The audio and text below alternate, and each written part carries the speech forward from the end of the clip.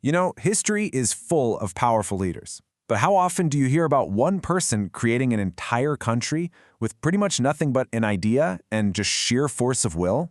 Well, today we're talking about a man who did exactly that. A man who spoke quietly, worked nonstop, and literally redrew the map of the world. So let's just start with that big question right there.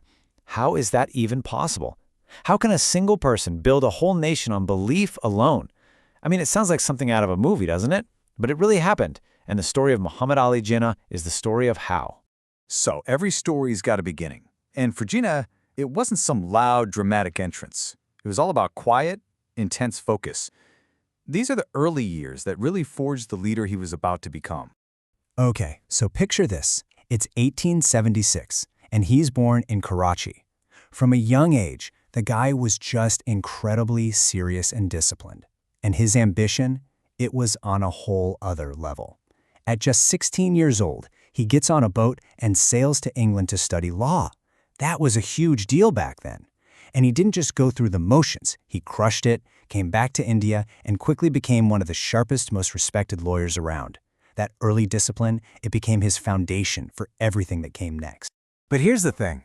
Even with all that professional success, a lot of people just didn't see it. They looked at his calm, reserved personality and thought, nah, he's too quiet. They completely mistook that quietness for a lack of ambition. They just had no idea what was brewing under the surface. See, while other people were out there trying to be charismatic or win popularity contests, Jinnah's whole playbook was different. He was convinced that real, lasting power didn't come from noise. It came from the inside, from what you know, and your ability to be disciplined. That was his core belief, his engine, way before he ever got deep into politics. And this is where the story takes a massive, unexpected turn. Because Jinnah didn't start out in politics wanting to divide anything. In fact, it was the complete opposite. His journey from being a champion of unity to demanding a whole new country is the chapter that changed everything.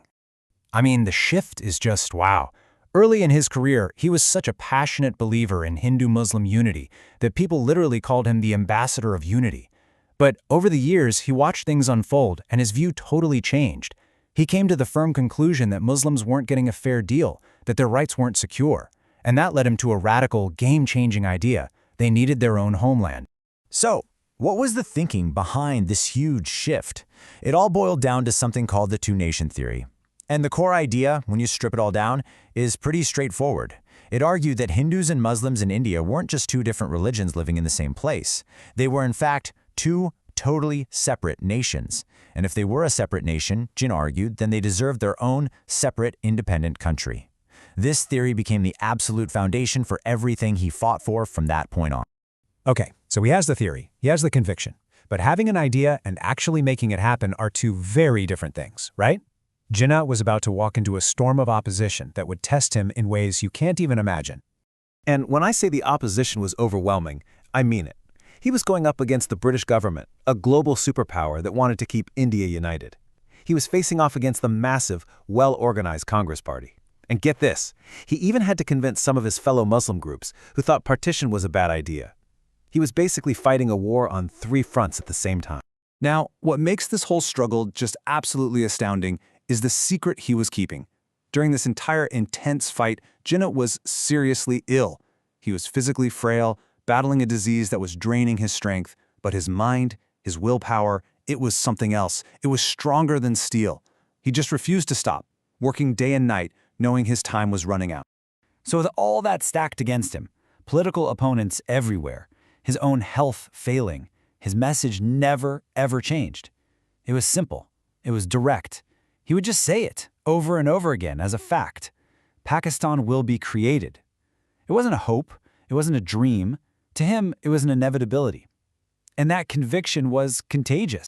And that conviction, against all the odds in the world, actually led to the moment his entire life had been building toward. The dream that was forged in pure determination was about to become a real place on the map. And then, on August 14, 1947, it happened. Pakistan was born. It appeared on the map of the world. This was it. The culmination of an impossible fight, a testament to one man's unshakable belief. And of course, as the nation's architect, Muhammad Ali Jinnah became its first leader, its first governor general. The sad part of the story is that he wouldn't live to see it grow. He passed away just about a year later. But his mission, the thing he had dedicated his life to, was complete. So, when you look back, what's the legacy? I mean, beyond just creating a country, his life and his struggle leave behind this powerful set of principles, ideas that are just as important today as they were back then. You can really boil his whole vision down to three key pillars. The first one is faith, and not just in a religious sense, but faith in your cause, faith in yourself. The second is unity, the idea that people have to stick together to get anything big done. And the third is discipline, that personal control to stay the course no matter what. These were the rules he lived by, and the rules he hoped his new nation would follow. And really, the ultimate lesson from his entire journey might just be captured in this one quote from him. With honesty, patience, and belief, nothing is impossible. Be honest in what you're trying to do, be patient enough to see it through the hard times, and believe that you can get there. He's living proof that those qualities can literally change the world. So that kind of leaves us with a final thought, a question for you to think about. When you look around at all the challenges the world is facing right now, which one of those three pillars from his life, faith, unity, or discipline, do you think we need the most today? It's a pretty interesting thing to consider.